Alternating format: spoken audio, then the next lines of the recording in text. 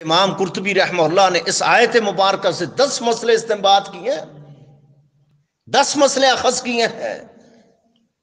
کبھی فرصت کے لمحات میں تفسیر قرطبی کا مطالعہ کرنا، وقت اجازت نہیں دیتا، ایک ایک مسئلہ کر کے بتایا جاتا۔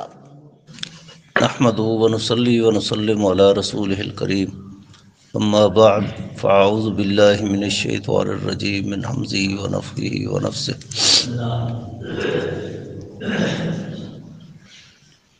ختم اللہ علی قلوبہم وعلی سمعہم وعلی ابصارہم غشاوۃ ولہم عذاب عظیم۔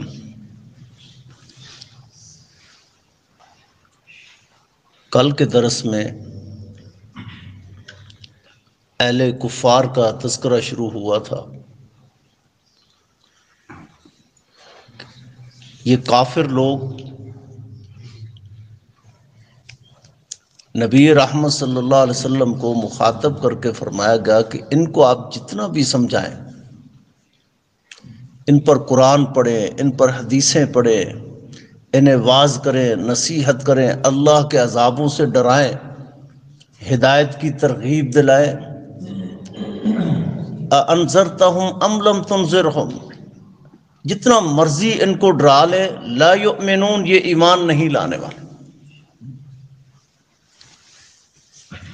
سوال پیدا ہوتا ہے، آخر ایک بشر ہے، ایک انسان ہے جس کے اندر اللہ نے ایک دل رکھا ہے، ایک دماغ رکھا ہے، سوچ سمجھ کی صلاحیت رکھی ہے،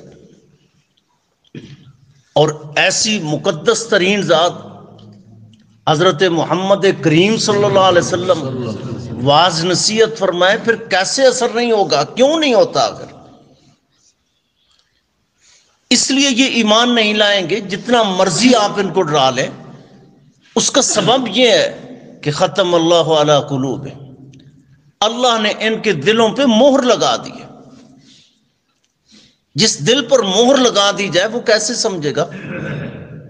ختم عربی لغت کے اندر اس لفافے کو کہتے ہیں جس کو آپ اوپر سے بند کر دیں، اس کا منہ بند کر دیں،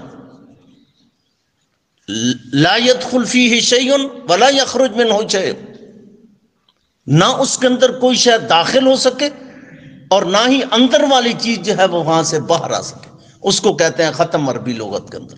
مہر جسے کہتے ہیں، مہر کا معنی بھی یہی ہوتا ہے نا، جس پہ آپ کوئی شے کی مہر لگا دیتے ہیں تو معنی یہ ہے کہ نہ اس کے اندر کوئی شے داخل ہو سکتی ہے، نہ اس سے کوئی شے نکل سکتی ہے۔ اللہ نے ان کے دلوں پر مہر لگا دی ہے۔ جن کے دلوں پر مہر لگ جائے، آپ انہیں جتنا مرضی ڈرا لیں وہ ایمان نہیں لائیں گے۔ ختم اللہ علی قلوبہم، ان کے دلوں پہ اللہ نے مہر لگا دی، وعلی سمعہم، ان کے کانوں پر یہ سن ہی نہیں سکتے، وعلی ابصارہم غشاوۃ، ان کی آنکھوں پہ اللہ نے پردہ ڈال دیا ہے، اور دنیا میں جو مرضی عیش کر لیں، ایک دن جب بارگاہ الہی کے اندر آئیں گے تو وَلَهُمْ عَذَابٌ عَظِيمٌ، ان کے لیے بہت بڑا اللہ نے عذاب تیار کر رکھا ہے۔ ان اعضاء میں سے اللہ نے سب سے رئیس ترین جو عضو ہے اس کا سب سے پہلے تذکرہ کیا، ختم اللہ علی قلوبہم۔ پہلے کانوں کا تذکرہ نہیں کیا، پہلے آنکھوں کا تذکرہ نہیں کیا، بلکہ سب سے پہلے جس چیز پر مہر لگائی ہے وہ ان کا دل ہے، کیونکہ دل سوچ کا مرکز ہے، دل سب کچھ سوچتا ہے۔ اس لیے تو نبی رحمت صلی اللہ علیہ وسلم سے ایک صحابی سیدنا شکل بن حمید رضی اللہ تعالی عنہ، جلیل القدر صحابی ہیں، نبی رحمت صلی اللہ علیہ وسلم کے پاس ہے، علمنی تعوذا اتعوذ بہ یا رسول اللہ صلی اللہ علیہ وسلم، اللہ کے پیغمبر مجھے آپ کوئی دم سکھائیں، کوئی ایسی چیز سکھائیں جس کے ساتھ میں ہمیشہ اللہ کی پناہ کے اندر رہوں، اللہ کے احصار اور حفاظت کے اندر رہوں، مجھے آپ کوئی تعوذ سکھا دیں۔ ہر شیطان سے دور رہنے کے لیے جو ہے یہ تعوذات ضرور پڑھا کریں۔ کل اعوذ برب الفلق ہے، کل اعوذ برب الناس ہے، کل اور بھی جتنے تعوذات نبی رحمت صلی اللہ علیہ وسلم نے سکھائے دعاؤں کی شکل کے اندر جو ہے، یہ صبح و شام پڑھا کریں. آپ کو ہر قسم کے فتنے سے محفوظ رکھا جائے گا، ہر قسم کے شیطانوں سے اللہ محفوظ فرما دیں گے، ہر قسم کی برائیوں سے اللہ محفوظ فرما دیں گے، ہر قسم کے گناہوں سے اللہ آپ کو محفوظ فرما دیں گے. بڑا اہم سوال تھا شکل بن حمید رضی اللہ عنہ کا. نبی رحمت صلی اللہ علیہ وسلم نے اس کے جواب میں کیا کہا؟ کہا آپ یہ دعا پڑھا کریں، یہ تعوذ ہر وقت کیا کریں. اگر ہر وقت نہیں تو ہر نماز کے بعد یہ پڑھا کریں، صبح شام پڑھ لیا کریں، رات کے وقت پڑھ لیا کریں. اللہم انی اعوذ بک من قلب لا یخشی، اے اللہ میں اس دل سے پناہ مانگتا ہوں جس دل کے اندر تیرا خوف اور ڈر نہیں ہے. اللہ مجھے ایسا دل ہرگز نصیب نہ کرنا. او اشد قسوہ، کیونکہ دل تو بڑے بڑے سخت ہوتے ہیں. اللہ نے پتھر کی مثالیں بیان فرمائی، پتھر پھٹ جاتا ہے، اس سے چشمے نکل آتے ہیں، لیکن یہ دل نہیں پھٹتا، یہ پتھر سے بھی زیادہ سخت ہے. صحیح بخاری کی حدیث ہے، نبی رحمت صلی اللہ علیہ وسلم نے فرمایا، کئی دیگر کتب حدیث کے اندر بھی آتی ہے، آپ علیہ السلام نے کیا ارشاد فرمایا؟ فرمایا ان فی الجسم لبضغۃ، ہر جسم کے اندر جو ہے اللہ نے ایک ٹکڑا رکھا ہے. اذا صلحت صلح الجسم کلہ واذا فسدت فسد الجسم کلہ الا وهو القلب.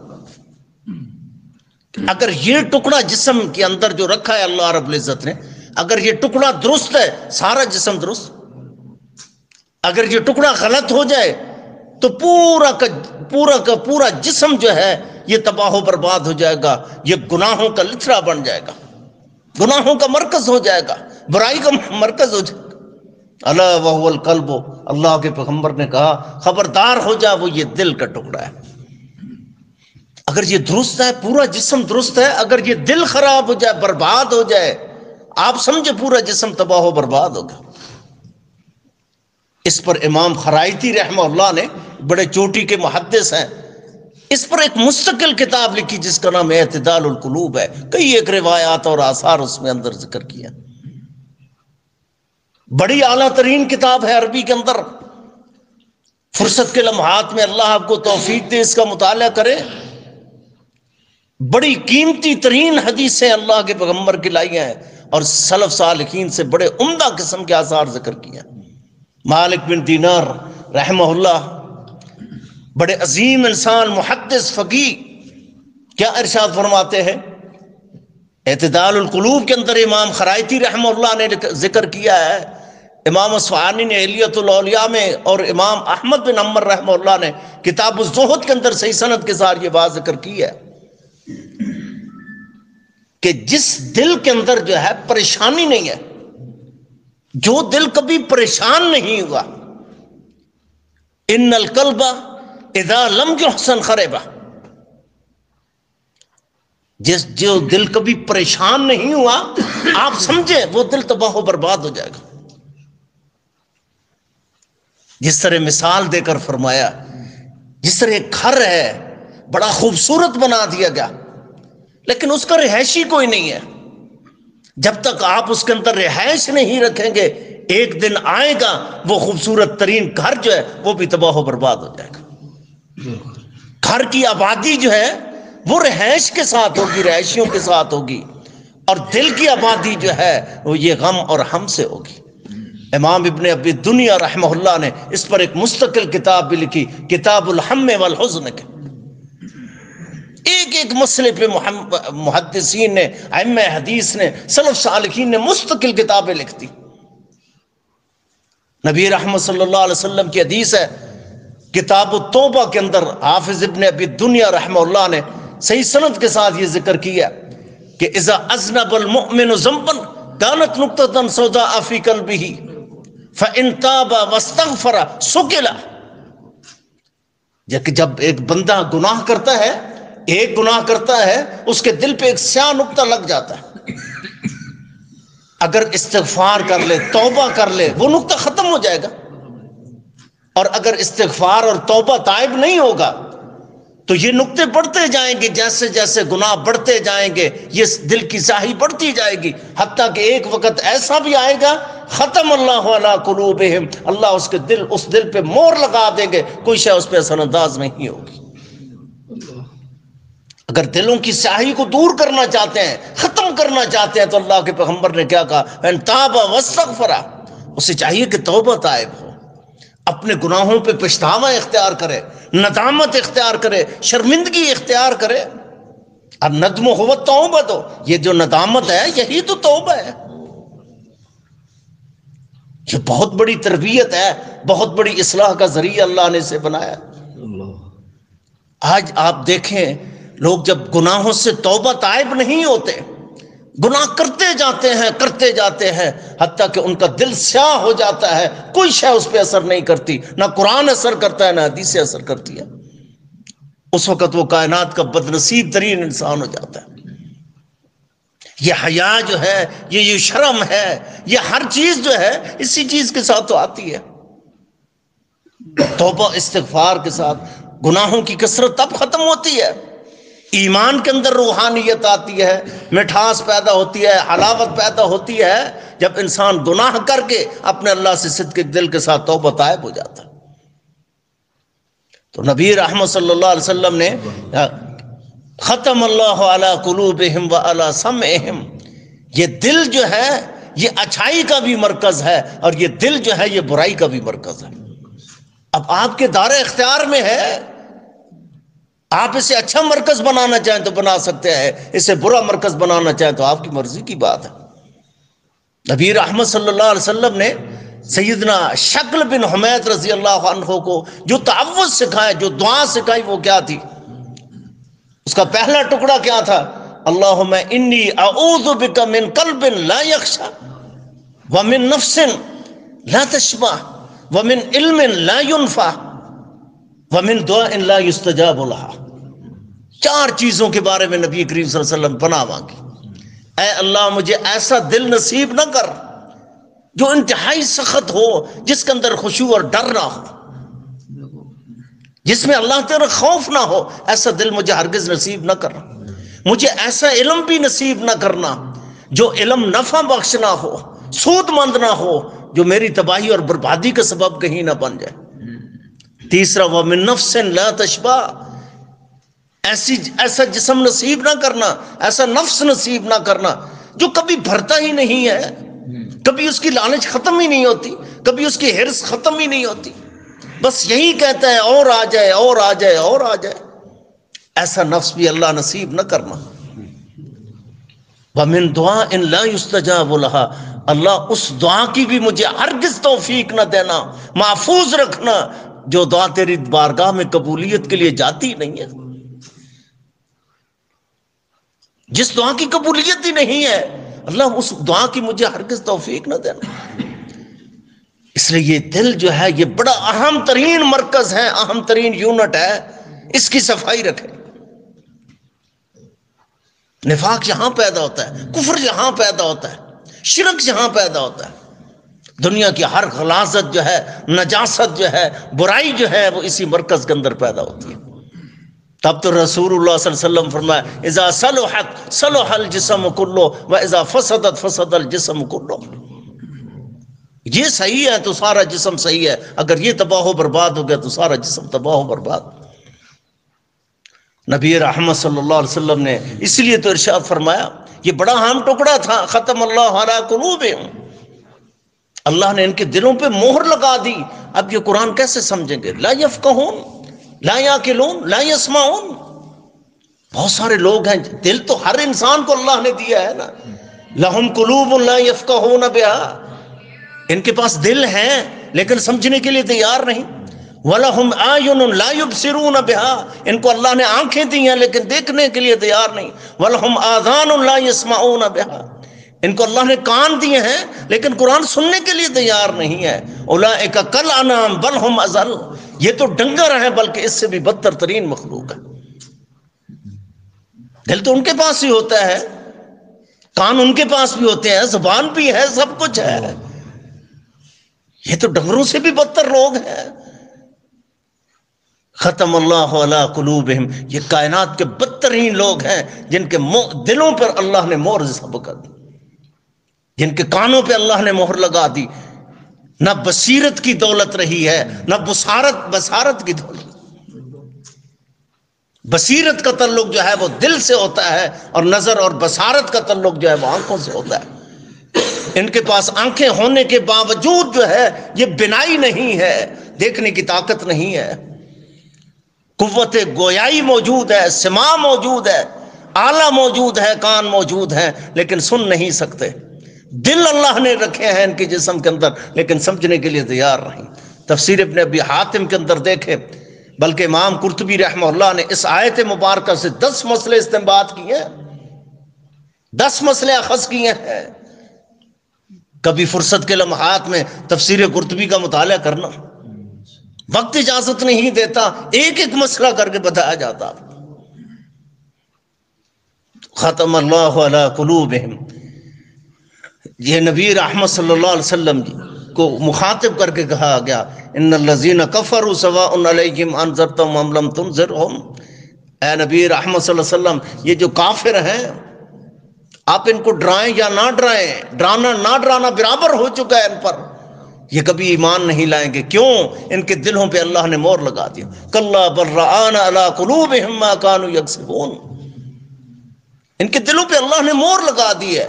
یہ زنگ آلود ہو چکے ہیں، یہ پتھر ہو چکے ہیں، یہ لوہا ہو چکے ہیں، ان پہ کوئی شے اثر انداز نہیں ہوتی.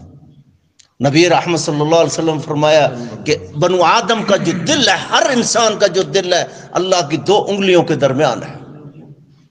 جیسے چاہتا ہے میرا اللہ ان 2 انگلیوں کو ایسے پھیرتا ہے، جیسے چاہتا ہے اس کا دل پھیر دیتا ہے. تب تو نبی رحمت صلی اللہ علیہ وسلم ہمیشہ یہ دعا کرتے تھے، یا مصرف القلوب صرف قلوبنا علی طاعتک، یا مثبت القلوب ثبت قلوبنا علی طاعتک. اے دلوں کے پھیرنے والے رب، ہمارے دلوں کو جو ہے اپنی اطاعت اور فرمانبرداری کی طرف پھیر، نافرمانی اور سرکشی کی طرف نہ پھیر.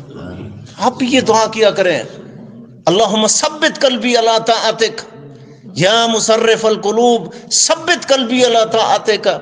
اے دلوں کے پھیرنے والے رب، میرے دل کو اپنی اطاعت اور فرمانبرداری کی طرف پھیر، کبھی نافرمانی اور سرکشی کی طرف نہ پھیر.